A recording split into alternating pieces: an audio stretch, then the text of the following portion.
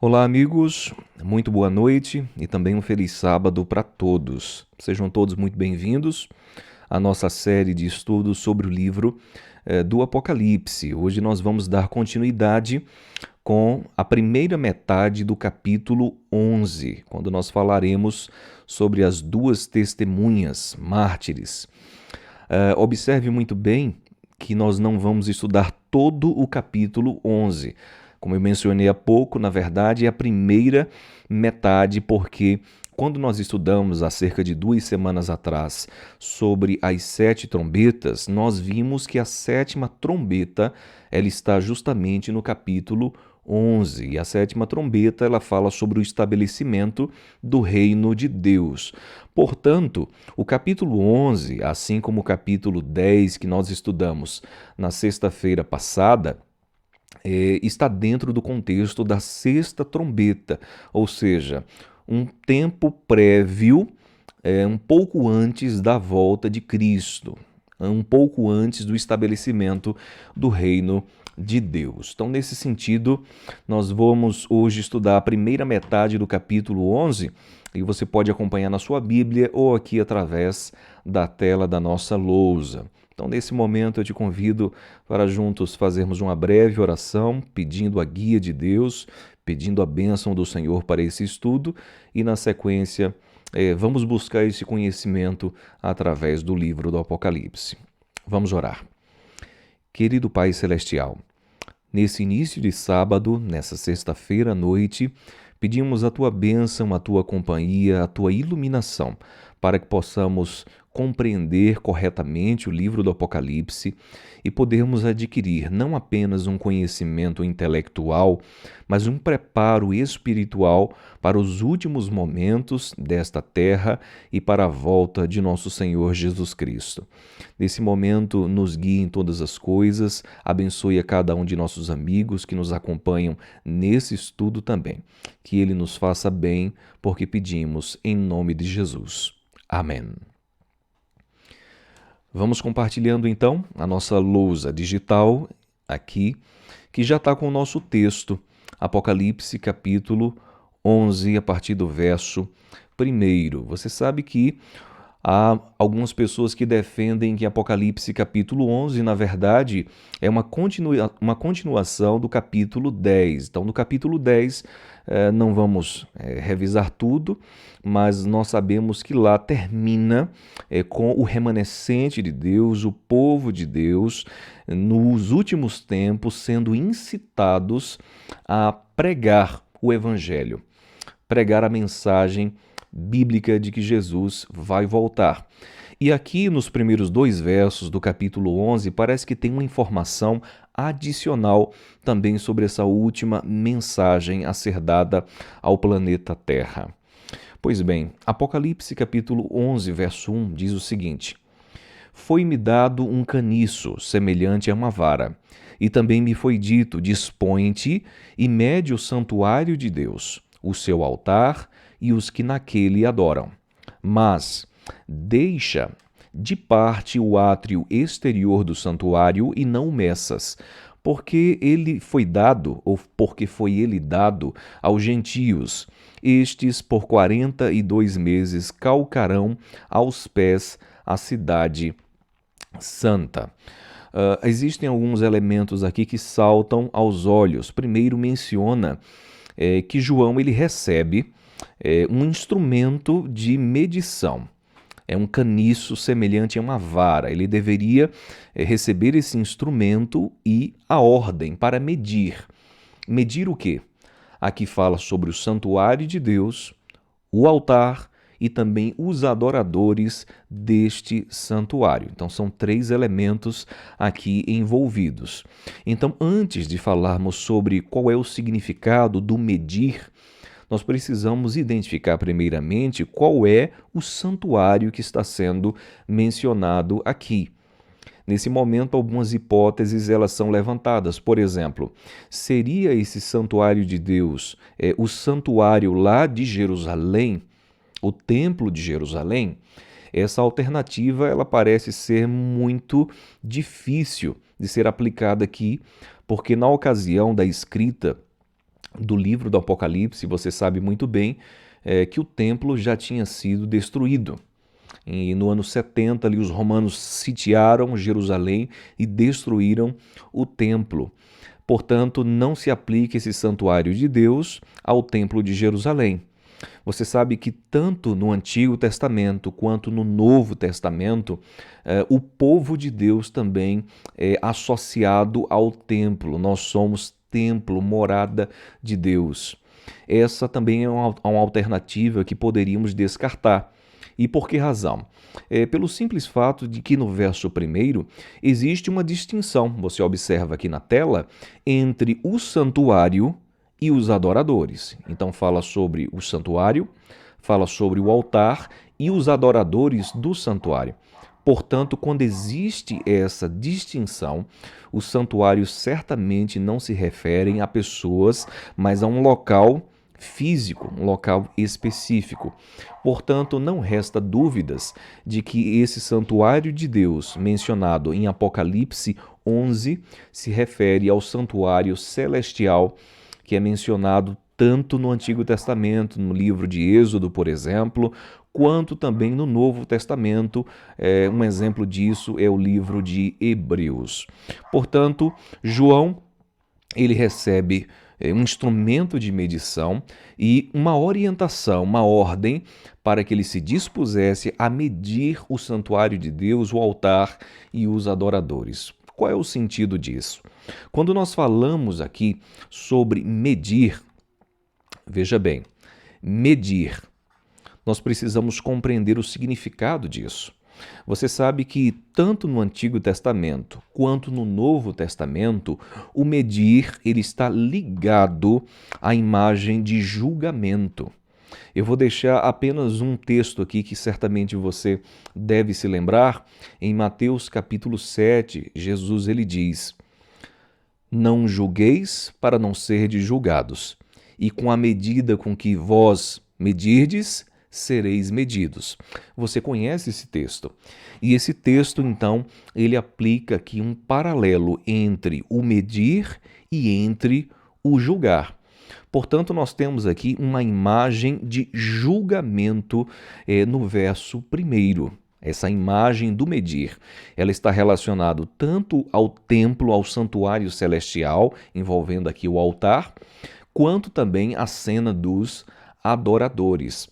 Portanto, amigos, existem estudos mais recentes, das últimas décadas, que mostram que esses três elementos, santuário, altar e também os adoradores, juntos, eles só aparecem no Antigo Testamento num evento, numa ocasião, justamente a ocasião do dia da expiação que está ali presente em Levítico capítulo 16. Interessante, não? Nós vemos então que santuário, altar e adoradores juntos aparecem unicamente no dia da expiação. Então, Apocalipse capítulo 11 faz um eco, uma alusão justamente ao dia da expiação.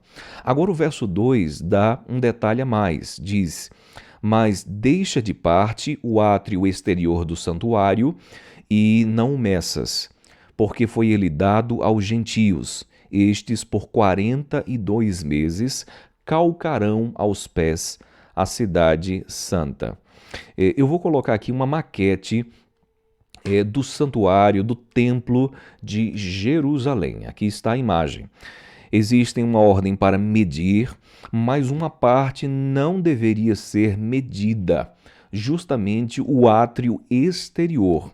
Você observa nessa imagem aqui, que aqui está o edifício do templo e existia o compartimento santo e o santíssimo dentro do prédio, existia o átrio ou o pátio, como é chamado algumas vezes, e existia um pátio mais exterior, chamado de o átrio dos gentios, das nações.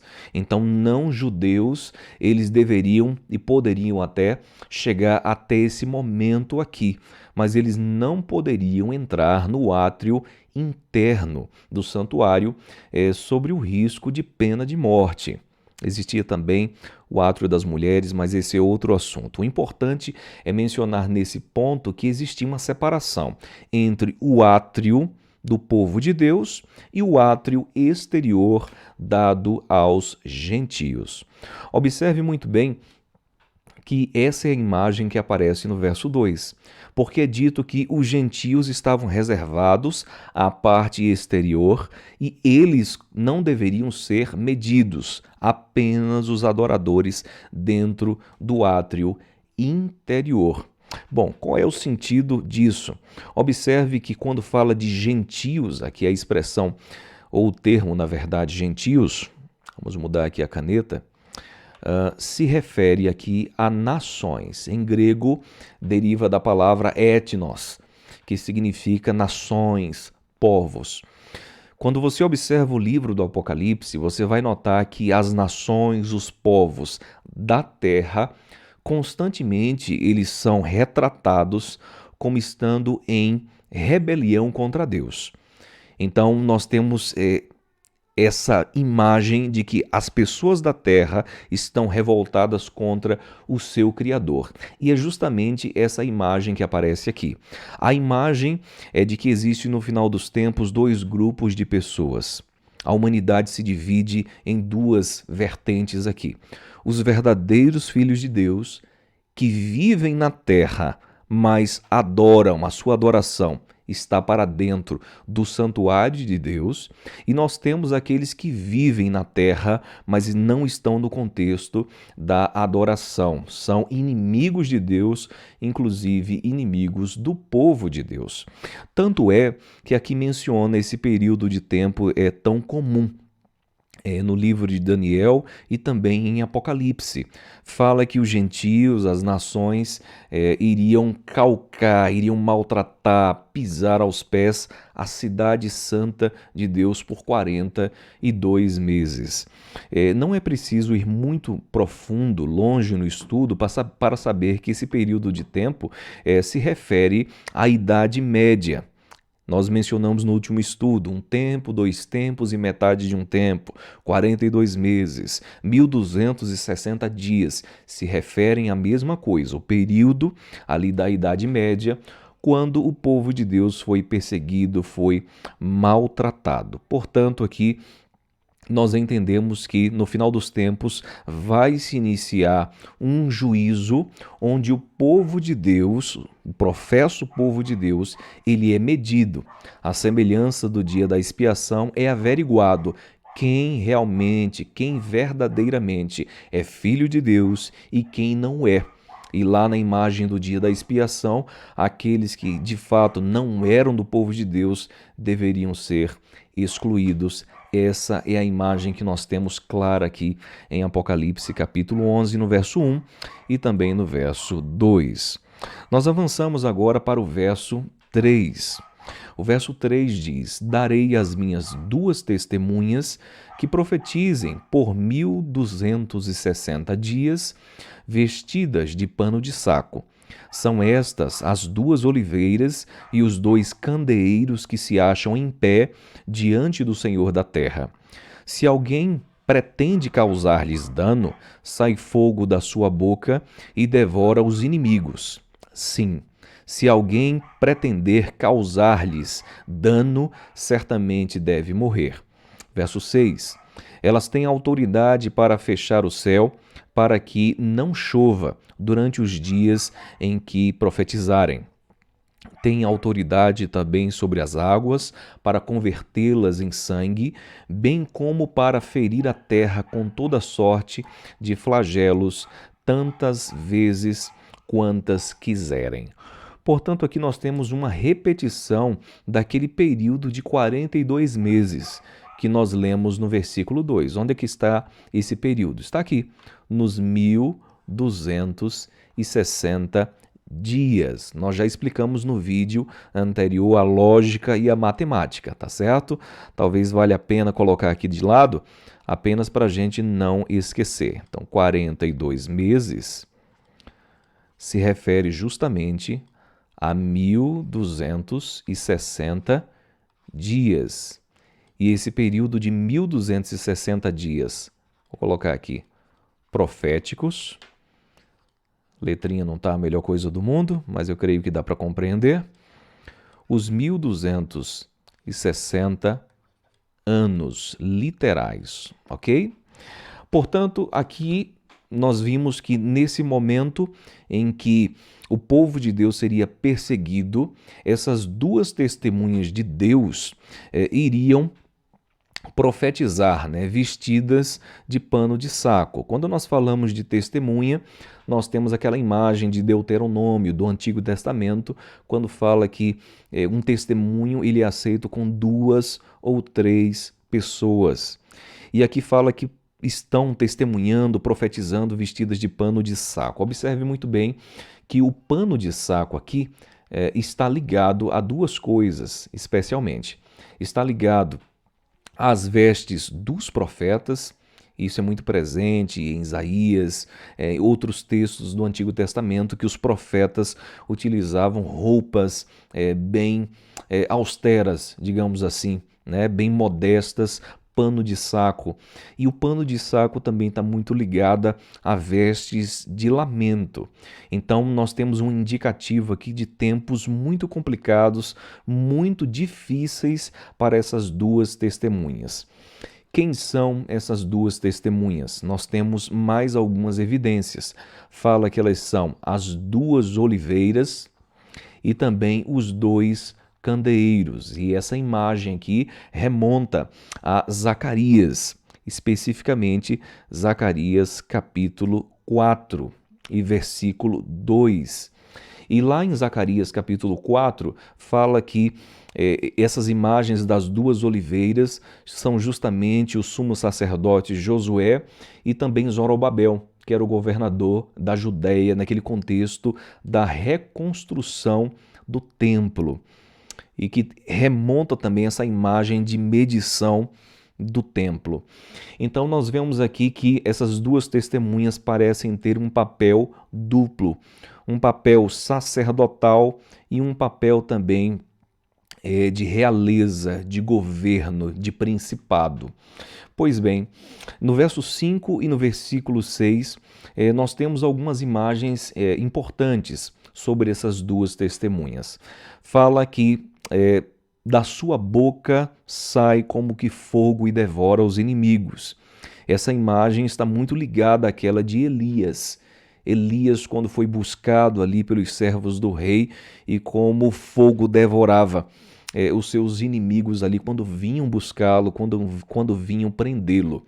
Nós temos também essa imagem de fechar os céus aqui no versículo 6, mais uma imagem ligada ao profeta Elias, né? Justamente para que não chovesse durante os dias em que profetizassem. No caso de Elias, foi justamente 3 anos e meio. Você sabe que 3 anos e meio na conta profética vai dar justamente esses 1260 dias ou 42 meses. Pois bem, aqui menciona também que tem autoridade, né, sobre as águas para convertê-las em sangue, e a imagem muito nítida aqui das pragas, dos flagelos ali sobre o país do Egito. Portanto, nós temos aqui nessas 2 testemunhas imagens de 2 importantes representantes do povo de Deus, profetas no Antigo Testamento. Portanto, quem seriam essas 2 testemunhas? Há pessoas que enxergam nas 2 testemunhas o povo de Deus pregando a palavra durante o período da Idade Média, passando por privações e dificuldades e tendo essa imagem de fundo aí de Elias, de Moisés. Uma outra alternativa, inclusive mais bem aceita no meio adventista, é que essas 2 testemunhas, elas representam nada mais, nada menos do que a palavra de Deus. Eu particularmente Entendo que essas duas testemunhas, elas podem representar as duas coisas, mas o contexto do capítulo 11 parece se referir muito mais à palavra de Deus, o Antigo e o Novo Testamento, os dois testemunhos aqui em atuação em tempos difíceis durante o período da Idade Média, quando existiu intensa perseguição ao povo de Deus. Nós temos mais elementos importantes aqui no capítulo 11, quando chegamos ao versículo 7. Ok, versículo 7 diz: Quando tiverem, então, concluído o testemunho que devem dar, a besta que surge do abismo pelejará contra elas, e as vencerá e matará. Certamente aqui, algo combate a palavra de Deus, as testemunhas de Deus em um dado momento. Aqui existe uma menção a uma besta, e você sabe, especialmente pelo livro de Daniel, que besta representa um poder especialmente político. Portanto, uma nação, um povo, um poder político combate as testemunhas, a palavra de Deus, e as vence, inclusive as mata.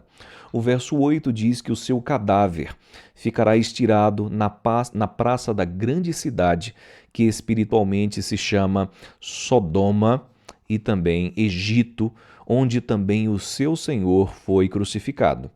Então, muitos dentre os povos, tribos, línguas e nações contemplam os cadáveres das duas testemunhas por 3 dias e meio e não permitem que esses cadáveres sejam sepultados. Verso 10. Os que habitam sobre a terra se alegram por causa deles, realizarão festas e enviarão presentes uns aos outros, porquanto esses 2 profetas atormentaram os que moram sobre a terra. Portanto, os adventistas do sétimo dia, de maneira geral, compreendem que essa besta que enfrenta a palavra de Deus e a vence, lembrando que o contexto é justamente no final, no desfecho do testemunho da palavra de Deus. Veja, eu não quero complicar as coisas, mas se você observar, isso acontece depois, quando a palavra tiver concluído o seu testemunho, ou seja, depois dos 1260 anos, depois dos 42 meses, depois desse período de perseguição da Idade Média, que, como nós vimos no estudo anterior, termina em 1798. Então, próximo do final desse período de perseguição, um poder político iria se levantar e iria então combater a palavra de Deus e a mataria. E o seu cadáver, essa imagem dramática, estaria estirado na praça de uma grande cidade que tem 2 características aqui espirituais. Aqui se refere a Sodoma e Egito. Você sabe muito bem que o livro do Apocalipse é um livro simbólico e aqui nós temos imagens, nós temos alusões à depravação moral e licenciosidade da cidade de Sodoma, tão conhecida no Antigo Testamento, e também temos essa imagem do ateísmo do país do Egito. Lembre-se muito bem daquela imagem de Faraó, quando ele não reconhecia a Deus. Quem é Deus? Para que eu deixe Israel partir. Portanto, nós temos aqui uma nação, um povo que batalha contra a palavra de Deus, marcado pela depravação moral e também pelo ateísmo. Então, nesse sentido, de maneira geral, os adventistas do sétimo dia compreendem que se refere à França, especificamente ao período da Revolução Francesa. Então, você sabe que a Igreja Romana, ela dominou durante 1260 anos, inclusive trazendo muitos prejuízos à compreensão da palavra de Deus. E aqui nós temos uma grande ironia, né? Porque a igreja que não permitia que a Bíblia fosse estudada, ela vai ser atacada. Em 1798, o líder dessa igreja, o Papa, ele é preso, inclusive por um dos generais de Napoleão Bonaparte, e os franceses, a Revolução Francesa se volta justamente contra a palavra que já tinha sido encoberta durante um período de mais de 1000 anos. É uma grande ironia isso, mas nós vemos então uma atuação satânica em andamento. E por que razão? Porque o verso 7 diz que essa besta, esse poder político, vem de onde? Do abismo. E nós estudamos previamente que o abismo é o local, é a morada dos anjos caídos, dos demônios, depois que eles desceram dos céus, aceitaram esse plano de rebelião de Satanás nos céus. Portanto, um poder imbuído de forças demoníacas entra em ação contra a Bíblia, contra a palavra de Deus. Por ocasião da Revolução Francesa, você já deve saber que Bíblias elas foram queimadas. A religião, basicamente, ela foi extinta. No entanto, nós percebemos a partir do verso 9 que esse período de morte, entre aspas, da palavra de Deus não deveria durar muito tempo. Deveria durar um período de 3 dias e meio.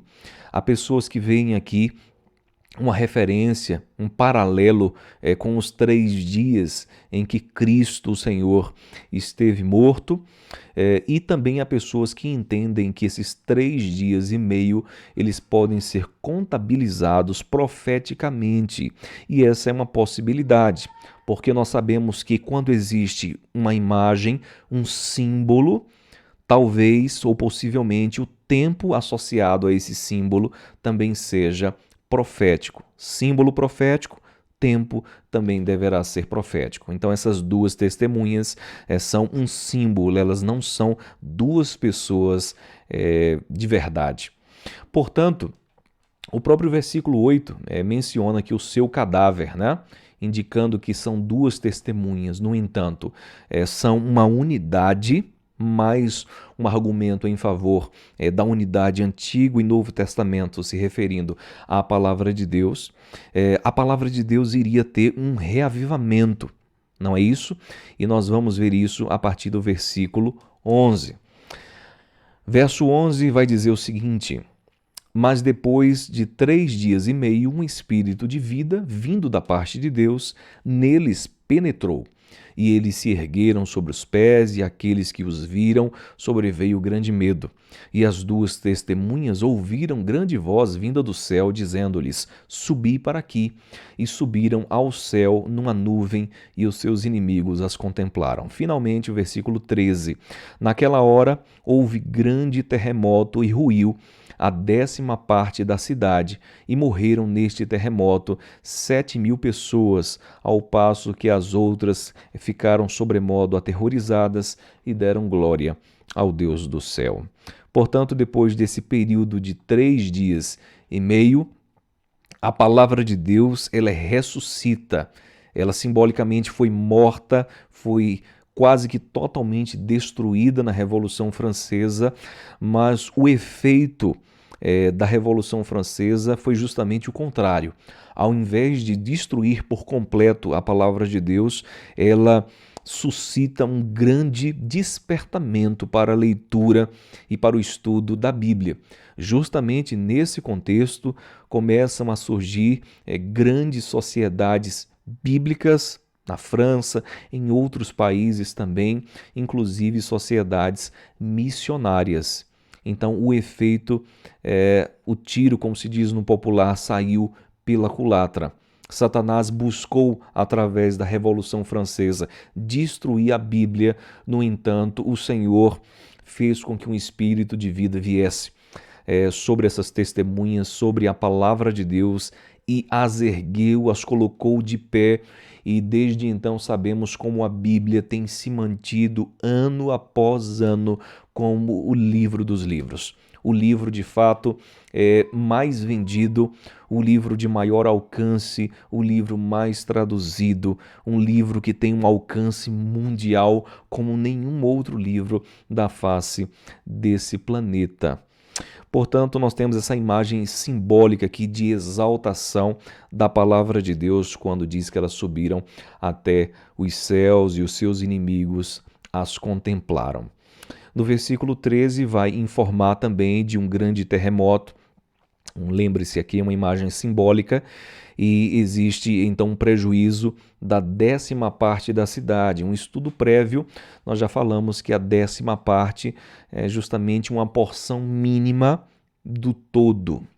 Portanto, aqui fala de um prejuízo mínimo que houve no reino de Satanás aqui, envolvido na perseguição à palavra de Deus, e fala inclusive de um prejuízo de 7.000 pessoas que não compreendemos como sendo literais, mas simbólicos.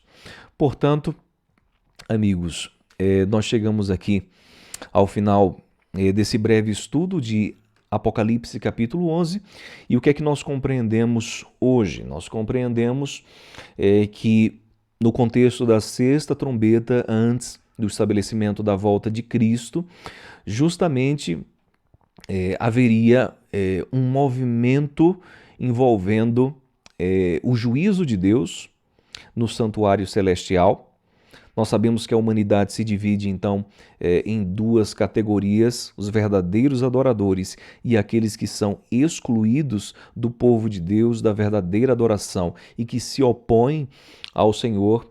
E nós vimos mais detalhamentos, então, daquilo que é escrito no verso 2, de como os gentios, as nações buscaram pisotear a cidade de Deus, o povo de Deus, num período de 42 meses, 1260 anos. Essas testemunhas, a palavra de Deus esteve como vestida de pano de saco, numa ocasião muito complicada, de lamento, de dificuldade, e tiveram um papel profético ali. Também o pano de saco são as vestes dos profetas.